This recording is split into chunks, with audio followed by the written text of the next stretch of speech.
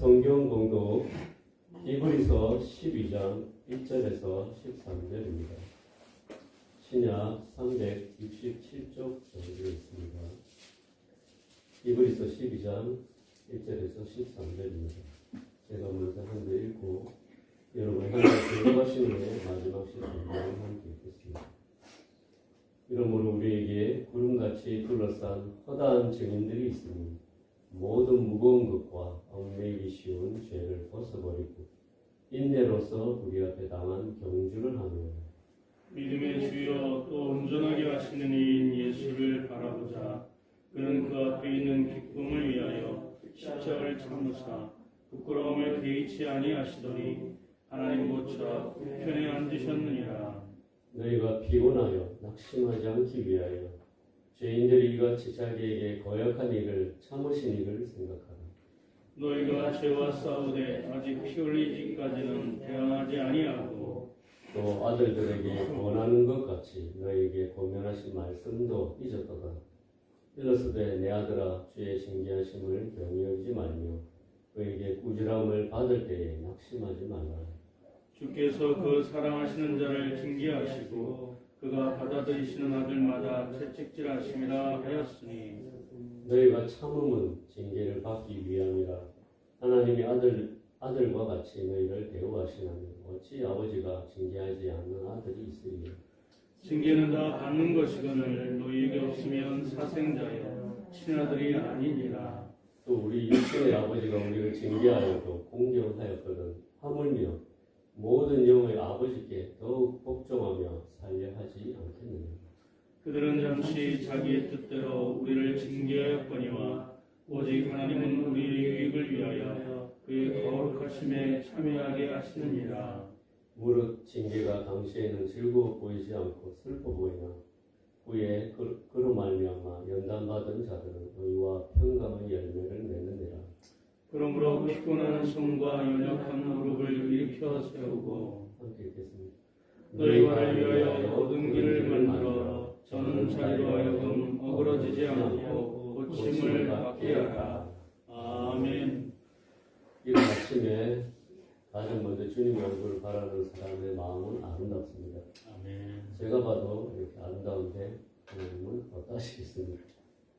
주님의 얼굴을 바라는 성도님의 심령에 충만한 하나님의 사랑과 은혜가 부어지길 주님의 이름으로 축원합니다. 아멘. 인생은 마치 마라톤과 같다는 말을 사람들이 합니다. 단거리 경주가 아니라 길고 긴 42.195km를 달려야 하는 긴 여정입니다. 이런 경주를 하기 위해서는 당연히 준비가 필요하고 자신을 쳐서 복종시키는 인내가 필요합니다. 오늘 말씀에도 마라톤과 같은 경주가 나옵니다. 바로 믿음의 경주입니다.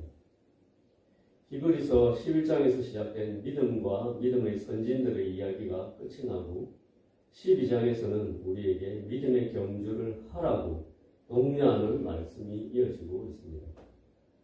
마라톤과 같은 믿음의 경주를 독려하시는 하나님의 뜻을 이 아침에 살펴보고자 합니다. 먼저 경주에는 일반적인 요건이 있음을 알 수 있습니다. 즉 경주에는 주어진 규칙이 있습니다. 규칙대로 하지 않으면 실격됩니다. 지금까지 준비하고 노력한 모든 것이 헛된 물거품이 됩니다. 지름길이 없고 정해진 룰을 따라야 하며 내 마음대로 하는 것이 경주가 아니라는 뜻입니다. 우리의 믿음의 경주도 분명 규칙이 있습니다. 그 규칙은 하나님의 말씀에 자세하게 적혀 있습니다. 이런 말씀을 숙지하지 않고 내 마음대로 살아가는 신앙생활은 결국 고린도전서 3장에서 바울사도가 한 말처럼 그 공적이 불탈 것입니다.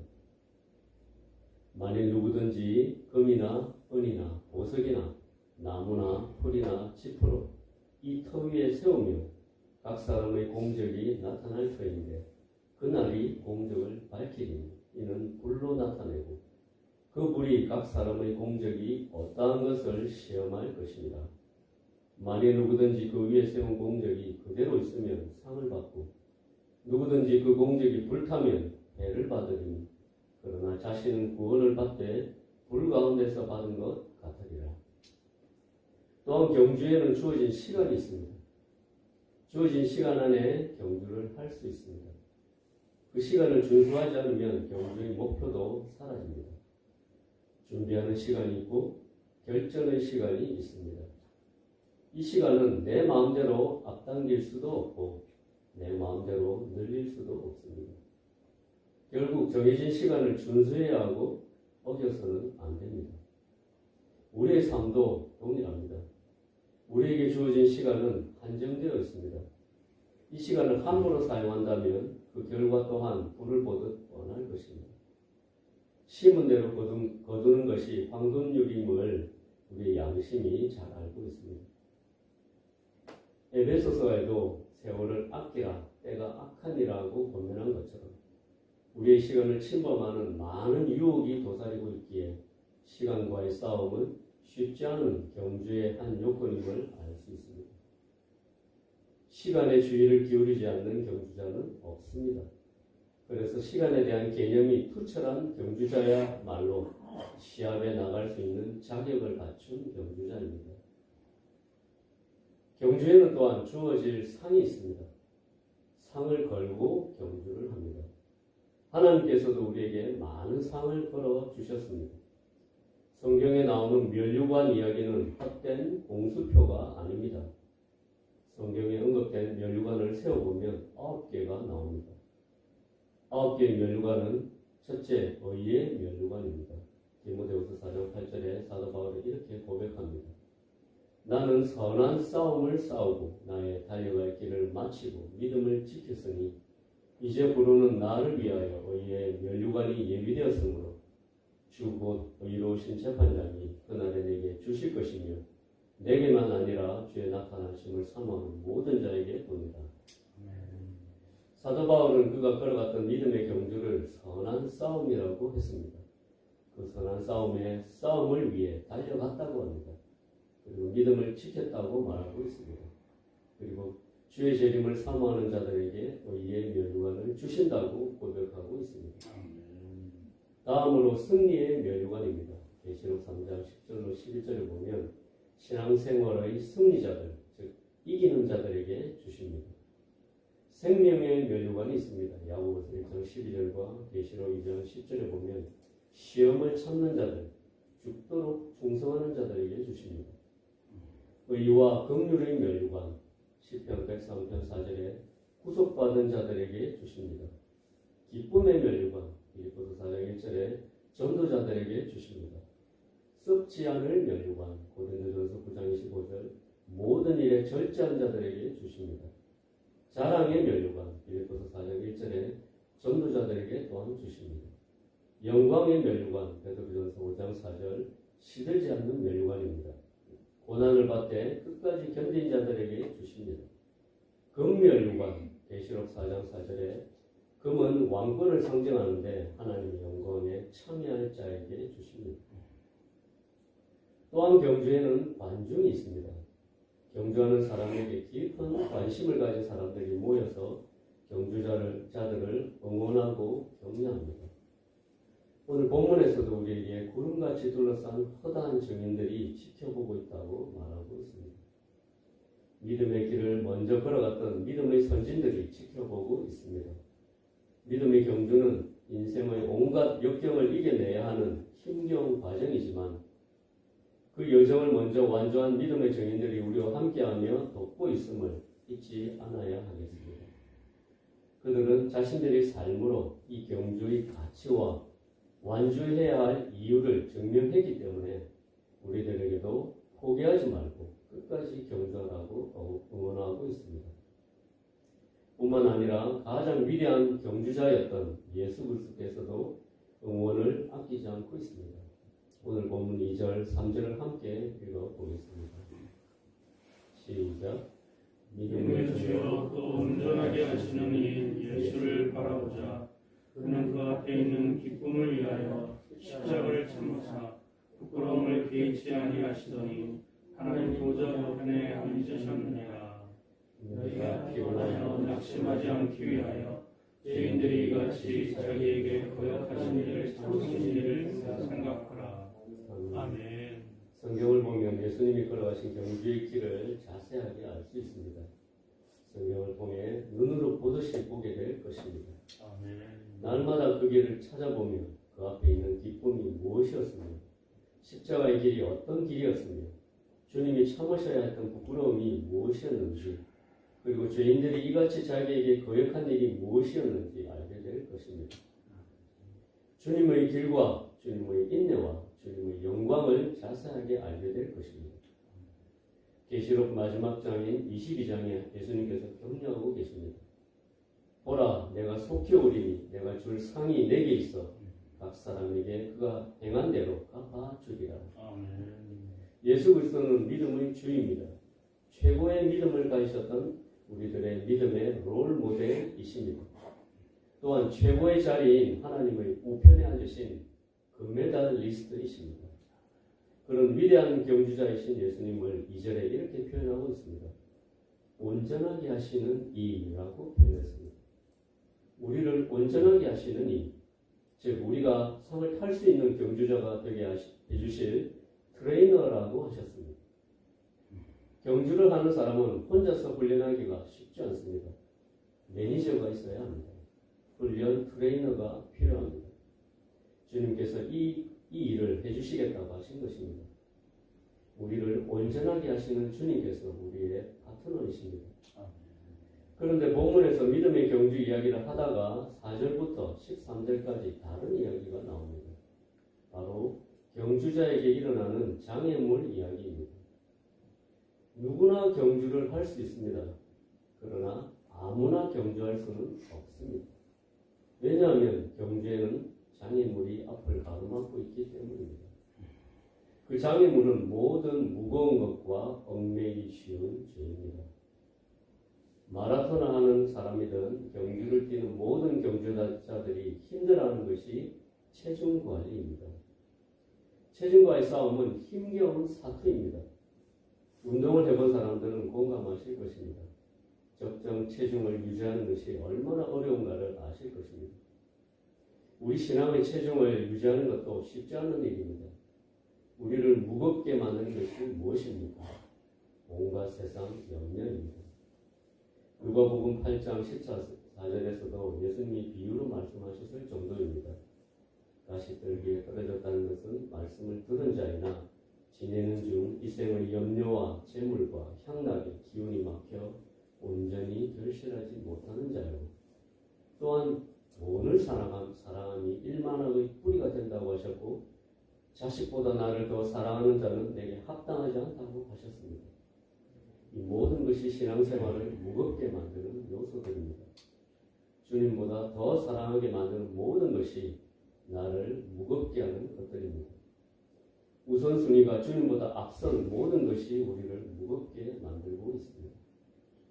요한일서 2장 15절에서 17절 말씀을 이렇게 고민하고 계십니다. 이 세상이나 세상에 있는 것들을 사랑하지 말라.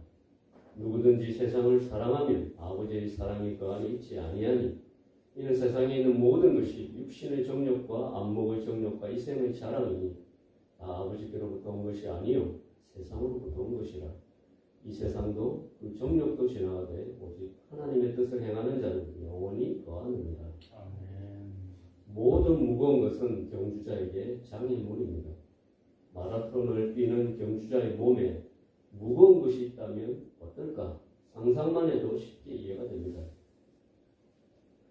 다음으로 경주자의 장애물은 얽매이기 쉬운 죄입니다. 죄는 우리를 올가미에 씌웁니다. 옴싹달싹 못하게 만듭니다. 또한 병균처럼 우리를 병들게 합니다. 죄는 전염성이 있어서 퍼져나갑니다. 주위 사람들까지 병들게 합니다. 그리고 죄의 삭은 사망이기 때문에 죄에는 꼭 대가가 따릅니다. 죄의 대가를 지불해야 합니다. 죄의 유혹은 작게 시작하지만 그 나중은 심히 창대한 만큼 사망으로 끝이 납니다. 그래서 이런 죄의 유혹이 경주자에게 끊임없이 오기 때문에 얽매이기 쉽다고 표현한 것입니다.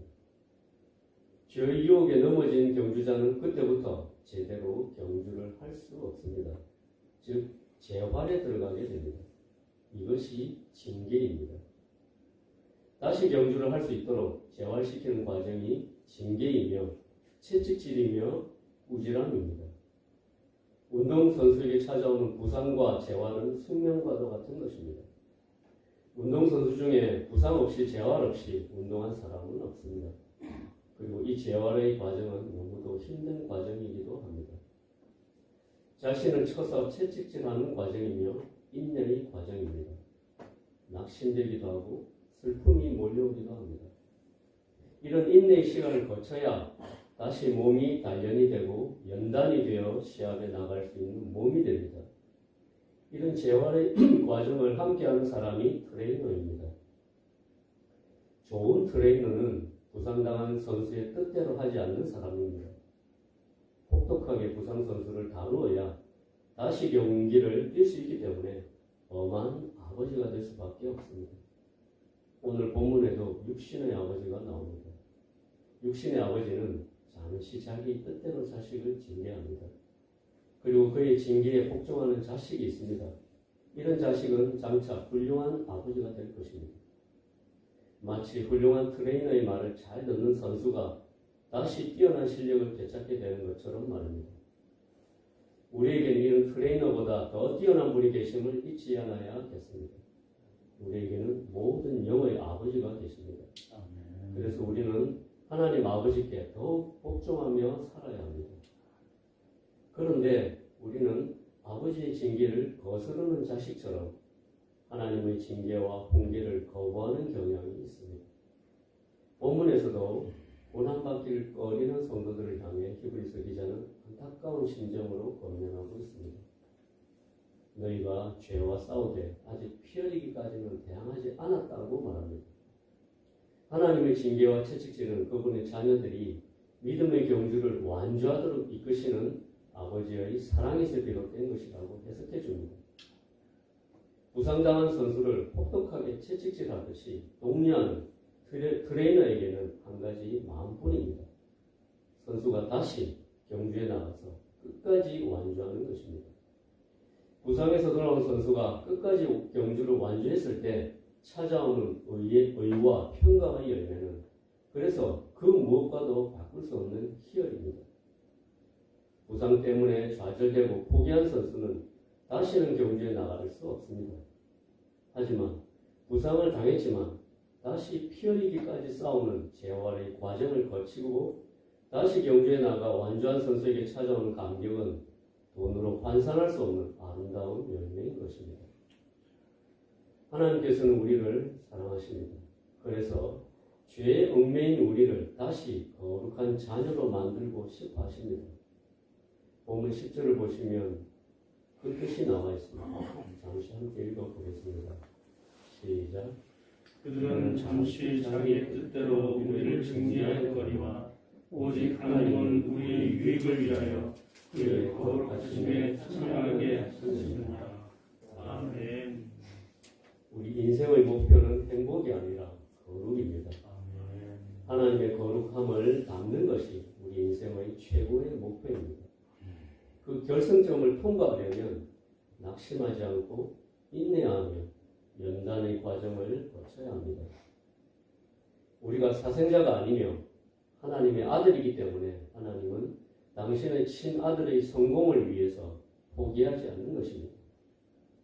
그러나 마라톤의 42.195km를 한 발 한 발 뛰거나 걸어서 가듯이 한 단계 한 단계 모든 단계를 거쳐야 하는 길입니다. 신앙의 길에도 결코 지름길이 없습니다. 하나님께서는 우리 신앙 단계에서 어떤 단계를 뛰어넘어 월반하게 하시지 않습니다. 죄로 인한 부상에서 완전하게 재활해야 하듯이 죄의 영역을 무시하는 신앙 성장은 없습니다. 죄와 피 흘리기까지 싸우는 그 한 단계 한 단계를 거쳐서 거룩함으로 나아가는 것입니다. 오늘 우리에게 주어진 믿음의 경주를 돌아보았습니다. 하나님께서 우리의 성장을 위해 주신 믿음의 경주를 포기하지 않고 인내함으로 완주해서 하나님이 주시는 의와 평강의 열매를 풍성히 거두시는 저와 성도님들이 되시길 주님의 이름으로 축원합니다. 아멘. 함께 기도하시겠습니다. 하나님 아버지, 우리의 아버지 되시는 하나님의 사랑의 채찍에 더욱 복종하며 살아가는 저희가 될 수 있도록 강하고 담대한 마음을 주시옵소서. 아멘. 믿음의 경주를 끝까지 완주하여 의와 평강의 열매를 거두고 주님이 예비하신 멸류관을 풍성하게 누리는 저희들이 되게 하여 주옵소서. 아멘. 예수 그리스도의 이름으로 기도드렸습니다. 아멘.